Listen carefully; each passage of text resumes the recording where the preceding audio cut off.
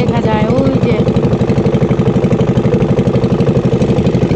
কি অদ্ভুত। বছরে 6 মাস শুকনো মৌসুম গাড়ি দিয়ে চলাচল করি, আবার বছরে বাকি 6 মাস পানি আর পানি। কয়েকদিন পরে আবার ঢেউ, মনে হবে সেন্ট মার্টিন। আসলে অদ্ভুত এই এলাকা, অদ্ভুত মানুষের জীবন। এখানে মানুষের জীবনের সাথে আমার জীবন জড়িয়ে গেছে। একটা সময় অনেক কষ্ট হইতো বা ভালো লাগতো না, এখন বাড়িতে থাকতে থাকতে বাড়ির প্রতি একটা টান পড়ে গেছে, অনেকটা মায়া জড়িয়ে গেছি সবার সাথে।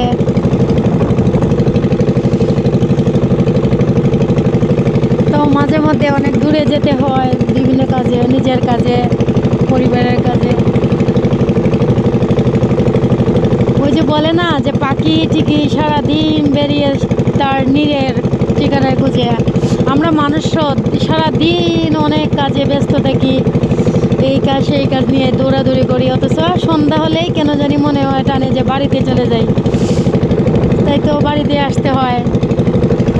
একা নৌকা রিজার্ভ করে আসলাম। কত সুন্দর আমার এলাকা, অনেক সুন্দর। প্রত্যেকটা মানুষের মন যদি এই স্বচ্ছ পানির মতো হইতো, বিশাল। এলাকাটা অনেক সুন্দর, ভালো লাগে, কিন্তু এলাকার মানুষগুলো এখনো সেই সুন্দর মনের হতে পারে নাই। অনেকটাই খাদ থাকে ওদের, মানে কিছু মানুষের মনের মধ্যে অনেক খাদ, যা বাইরে থেকে বোঝা যায় না, মিশতে মিশতে তারপরে বোঝা যায়। আসলে আমরা অনেক সময় বলি না যে,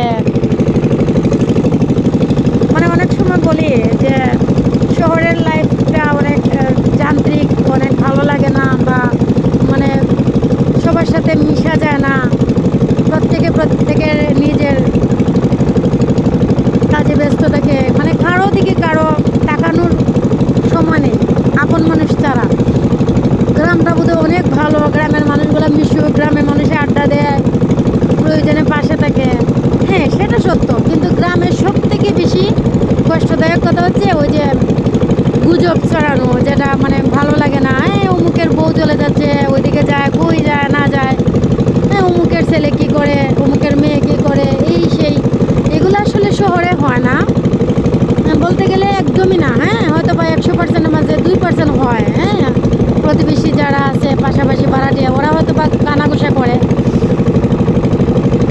মানে অন্যের চলাচল নিয়ে আর কি। আর কিন্তু গ্রামে আপনার 98% ফ্যামিলি এটা নিয়ে আছে, কান পাইতে থাকে, কই গেল, কি করলো, ওই ছেলেটা কি করে, ওই মেয়েটা কি করে, হ্যাঁ মুখের কি করে, তমুকে কি করে, ওগুলো আমার ভালো লাগে না। এটা আমি সত্যি মন থেকে ঘৃণা করি।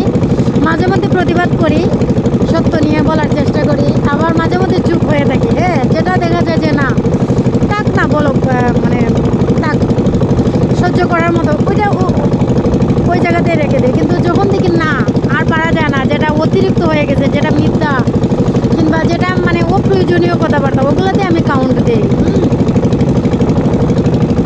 তারপরও চলতেছি আলহামদুলিল্লাহ, সবার সাথেই চলতেছি, সবাই ভালোবাসা নিয়ে চলতেছি, আমিও ভালোবাসি সবাইকে, সবাই আমাকে ভালোবাসে। তো চলবেই, আসলে কিছু করার নাই, এটার নামই জীবন। হ্যাঁ, সবাই আমার জন্য দোয়া করবেন, আমার পরিবারের জন্য দোয়া করবেন।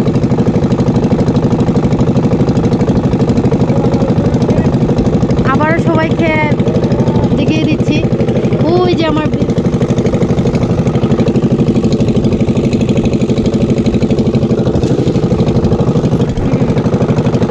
ওই যে বাচ্চার জন্য কেনাকাটা করলাম,